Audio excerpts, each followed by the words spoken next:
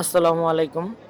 জাতীয় বিশ্ববিদ্যালয় ডিগ্রি প্রথম বর্ষ ইসলামিক স্টাডিজ দ্বিতীয় পত্র সাজেশন আজ আপনাদের দিব। যারা ডিগ্রি পরীক্ষা দিচ্ছেন যে সকল ভাই বোনেরা তাদেরকে জানাই আন্তরিক শুভেচ্ছা ও অভিনন্দন। আপনারা নিশ্চয়ই ভালো রেজাল্টের জন্য ভালো প্রস্তুতি নিয়েছেন। তাদের জন্য আমার পক্ষ থেকে এই একটি ছোট্ট সাজেশন। এই সাজেশনটি ফলো করলে আপনারা আরও ভালো রেজাল্ট করতে পারবেন। আশা করি এখান থেকে প্রায় 80% প্রশ্ন কমন পড়বে। তো আপনারা এই আরও যে প্রশ্নগুলো পড়েছেন পাশাপাশি এই প্রশ্নগুলো একটু বেশি মনোযোগ দিয়ে পড়বেন, তাহলে এখান থেকে আপনাদের 80% প্রশ্ন কমন পড়বে।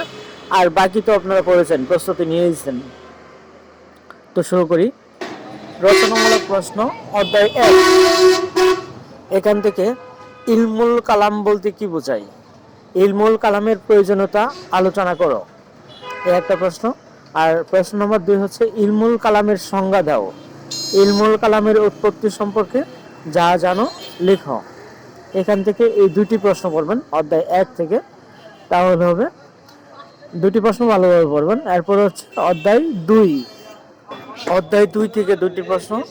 একটি হলো প্রশ্ন নম্বর 1, আল কোরআন ও হাদিসের আলোকে তাওহীদের সম্পর্কে আলোচনা করো। 2 নম্বর প্রশ্ন 2, ঈমান কি?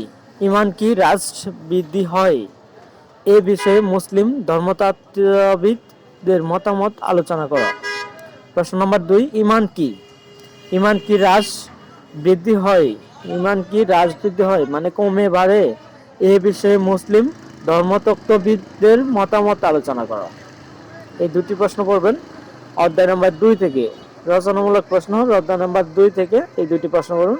এরপর হচ্ছে অধ্যায় 3, রচনামূলক অধ্যায় 3। এখান থেকে একটি প্রশ্ন, ফেরেশতা বলতে কি বোঝো? ফেরেশতা সম্পর্কে বিবরণ দাও। ফেরেশতাদের কার্যাবলী আলোচনা করো। আল্লাহ যে ফেরেশতা বানাইছেন, ফেরেশতা তৈরি করেছে, ফেরেশতা বলতে কি বোঝায়? তারপরে ফেরেশতা সম্পর্কে বিবরণ, ফেরেশতা কি দিয়ে তৈরি, ফেরেশতাদের গঠন কিরকম, এই বিষয়। আর ফেরেশতাদের কার্যাবলী আলোচনা, ফেরেশতারা কি কি কাজ করে থাকে, এসব বিষয়ে আলোচনা করতে বলা হয়েছে। এখান থেকে একটি প্রশ্নই, রচনামূলক অধ্যায় 3 থেকে একটি প্রশ্ন পড়লেই চলবে। আর বাকিগুলো আপনারা পড়বেন, এই একটি প্রশ্ন ভালোভাবে পড়বেন। এরপরে অধ্যায় 4 থেকে দিলাম না, অধ্যায় 5। 4 থেকে দিতে হবে না।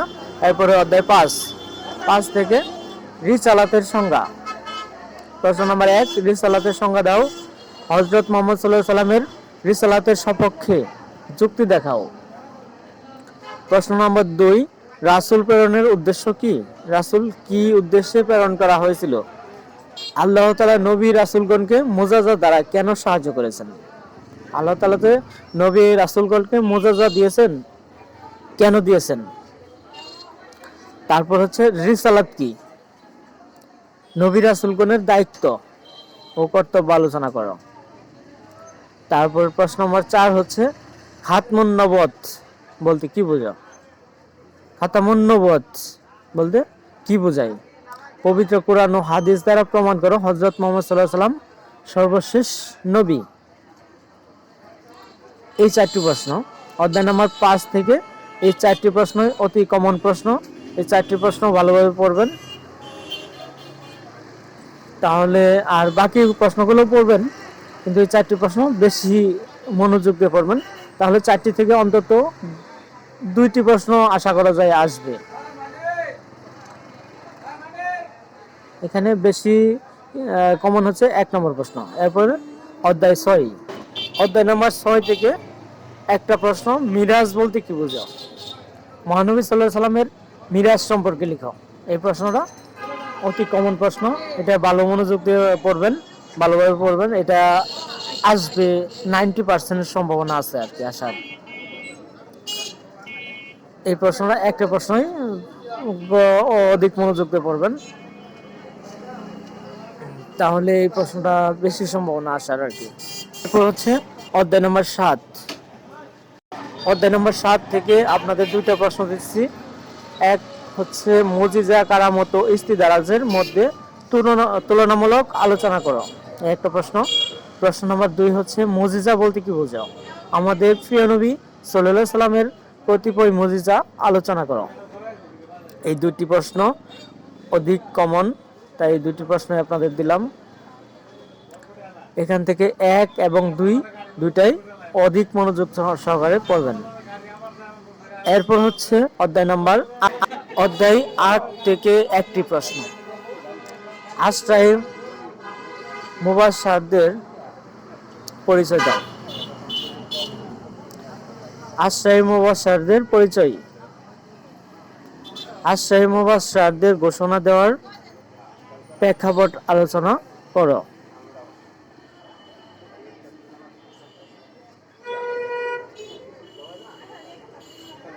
আশরায়ে মুবাশশাররা কে ছিলেন, তারা কারা, তাদের ঘোষণা দেওয়ার প্রেক্ষাপট আলোচনা করো। অধ্যায় 8 থেকে এই একটি প্রশ্ন, আপনারা মনোযোগ দিয়ে পড়বেন। তারপর হচ্ছে অধ্যায় নম্বর 9 থেকে প্রশ্ন 1, জান্নাত বলতে কি বোঝাও? কোরআন ও হাদিসের আলোকে জান্নাতের বর্ণনা দাও। প্রশ্ন নম্বর 2, আখিরাত বলতে কি বোঝাও? কোরআন ও হাদিসের আলোকে আখিরাতের বর্ণনা দাও। এরপর অধ্যায় নম্বর 3, পবিত্র কোরআন ও হাদিসের আলোকে কিয়ামতের বর্ণনা দাও। এই তিনটা প্রশ্ন অধ্যায় 9 থেকে তিনটা প্রশ্ন। জান্নাত বলতে কি বোঝাও? কোরআন ও হাদিসের আলোকে জান্নাতের বর্ণনা। আখিরাত বলতে কি বোঝাও? কোরআন ও হাদিসের আলোকে আখিরাতের বর্ণনা। পবিত্র কোরআন ও হাদিসের আলোকে কিয়ামতের বর্ণনা। এখানে বলতে পারে কিয়ামত কি বোঝাও? পবিত্র কোরআন ও হাদিসের আলোকে কিয়ামতের বর্ণনা দাও, এটা থাকতে পারে। যাই হোক, এই অধ্যায় 9 থেকে তিনটি প্রশ্ন, আপনারা মনোযোগ দিয়ে পড়বেন। এরপর হচ্ছে অধ্যায় নাম্বার 10 থেকে একটি প্রশ্ন, কবিরা গুনাহ কি? ইহা কি মুসলিম বান্দাকে ঈমান হতে খারিজ করে দেয়? এই ব্যাপারে মুসলিম ধর্ম তত্ত্ববিদদের মতামত দাও। এই একটা প্রশ্ন অধ্যায় 10 থেকে, কবিরা গুনাহ কি, মুসলিম বান্দাকে ঈমান হতে খারিজ করে দেয় কিনা, এই বিষয়ে ধর্মতাত্ত্বিকদের মতামত। এরপর হচ্ছে অধ্যায় নাম্বার 11। অধ্যায় 11 থেকে তিনটি প্রশ্ন। প্রশ্ন নাম্বার 1, নবীগণের নিষ্পাপ হওয়া বলতে কি বোঝায়? এ সম্পর্কে মুসলিম ধর্মতত্ত্ববিদদের মতামত আলোচনা করো। একটা প্রশ্ন। প্রশ্ন নাম্বার 2, শাফাআত ও সুপারিশ বলতে কি বোঝাও? শাফাআত সম্পর্কে বিভিন্ন সম্প্রদায়ের মতামত ব্যাখ্যা করো।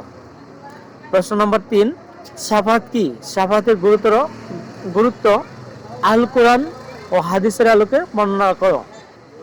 এখানে তিনটে প্রশ্নের মধ্যে নবীগণের নিষ্পাপ হওয়া বলতে কি বোঝায়, মুসলিম এ সম্পর্কে মুসলিম ধর্মতত্ত্ববিদদের মতামত আলোচনা করতে বলছে। আর দ্বিতীয় প্রশ্ন, শাফায়াত বা সুপারিশ বলতে কি বোঝাও?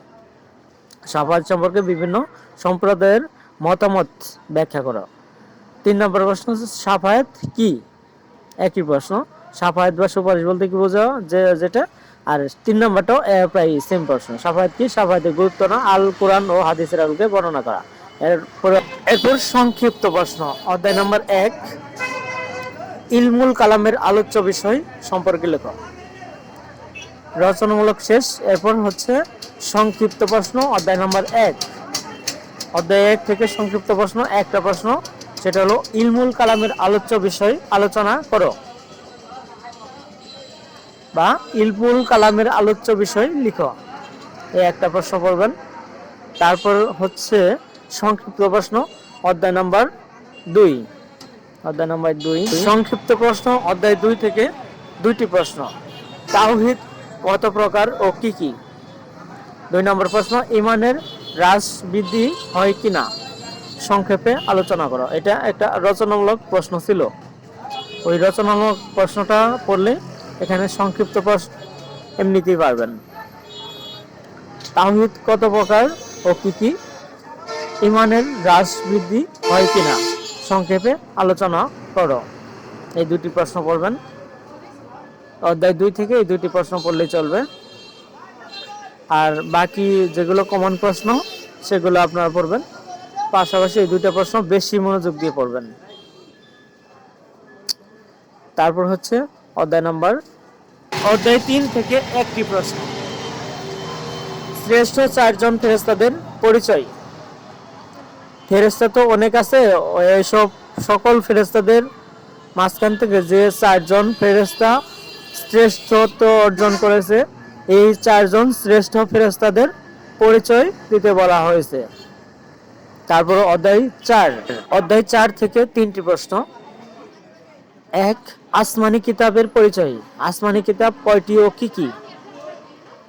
তাওরাত, জাবুর, ইনজিল, কোরআন, এরকম 4টি আসমানি কিতাব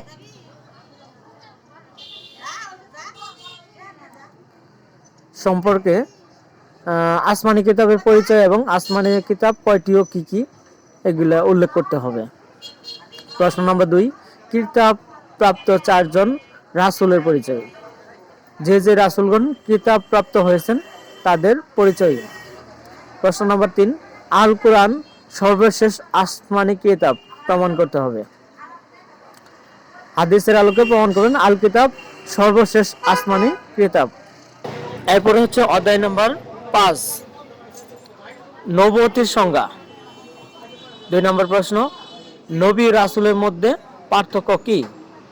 প্রশ্ন নম্বর 3 হচ্ছে রাসূল প্রেরণের উদ্দেশ্য আলোচনা করো। প্রশ্ন 4, নবী রাসূলগণের কার্যাবলী আলোচনা করো। এখানে নবী ও রাসূলের মধ্যে পার্থক্য কি? এটা অত্যন্ত সহজ একটি প্রশ্ন। আর রাসূল প্রেরণের উদ্দেশ্য আলোচনা করো, নবী রাসূলগণের কার্যাবলী আলোচনা করো। এই 4টি প্রশ্ন। এরপরের অধ্যায় 6-এর 2টি প্রশ্ন। মিরাজ বলতে কি বোঝায়? 2, প্রশ্ন নম্বর 2 হচ্ছে মিরাজ ও ইসরার মধ্যে পার্থক্য কি? মিরাজ বলতে কি বোঝায়? মিরাজ ও ইসরার মধ্যে পার্থক্য কি? এই 2টি প্রশ্ন। অধ্যায় 6 থেকে 2টি প্রশ্ন পড়লেই চলবে। তারপরে হচ্ছে অধ্যায় নম্বর 7। অধ্যায় নম্বর 7-এর হচ্ছে 3টি প্রশ্ন। মুজিজা ও কিরামতের মধ্যে পার্থক্য কি?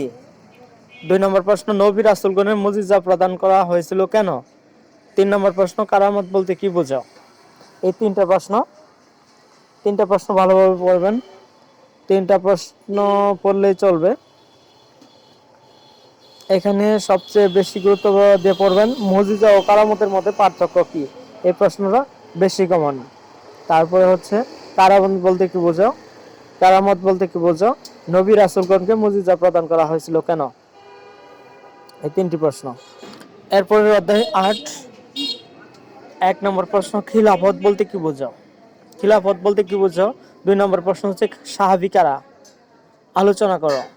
3 নম্বর প্রশ্ন হচ্ছে ইমামত বলতে কি বোঝাও? এখন খিলাফত বলতে কি বোঝাও একটা প্রশ্ন, সাহাবী কারা আলোচনা করো। আর 3 নম্বর প্রশ্ন হচ্ছে ইমামত বলতে কি বোঝাও? এই 3টি প্রশ্ন। অধ্যায় 8 থেকে এই 3টি প্রশ্ন। এরপর হচ্ছে অধ্যায় নম্বর 9-এর হচ্ছে 5টি প্রশ্ন। 1 নম্বর প্রশ্ন হচ্ছে আখিরাত বলতে কি বোঝায়? 2 নম্বর প্রশ্ন, বেহেশত কয়টি ও কি কি?